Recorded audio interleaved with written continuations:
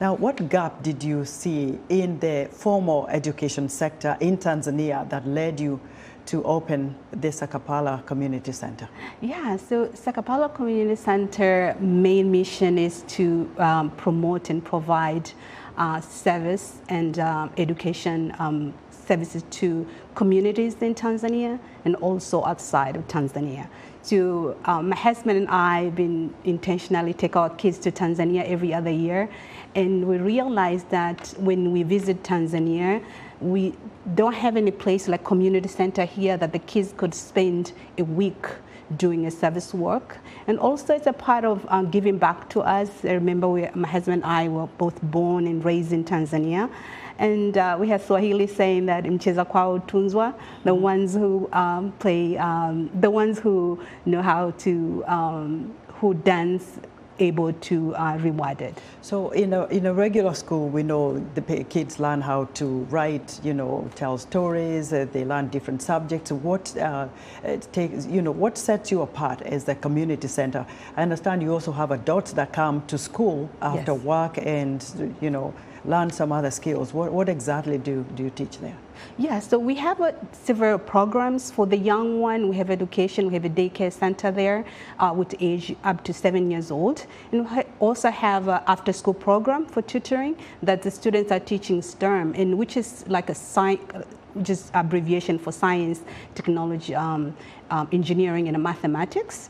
And those are kind of experiments. It's hard to get for primary schools in Tanzania because they have to get to high school. So for this community center, we take students from the school surrounding community center, and they will organize kind of science camp for them to have a hands-on experience of things like if they want to do how volcano. So instead of just theorize it, or if they want to be a doctor, so they'll see the physical doctor come in there and giving them an example how the stethoscope works. So kind of make the students once kind of intrigue their curiosity and be able to say, okay, maybe I want to be an artist, I want to be maybe a doctor, just by experience those programs there.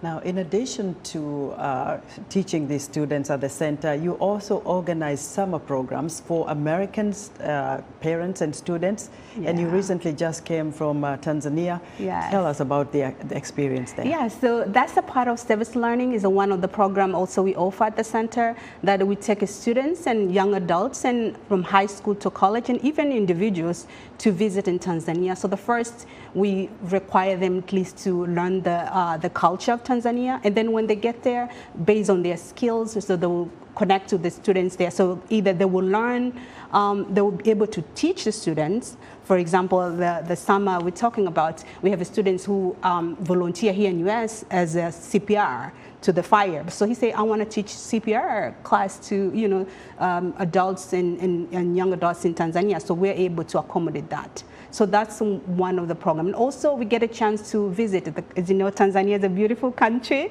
We have Zanzibar, Serengeti, highest mountain is in Tanzania. So kind of like they come, they teach, but also at the same time they learn about the culture. And also they learn themselves about the things like maybe especially for the high school students, to learn like, okay, how to maybe to make ugali, that's like an African dish. So those are kind of things that they usually do, not necessarily them teaching, but also the students to learn about the certain things.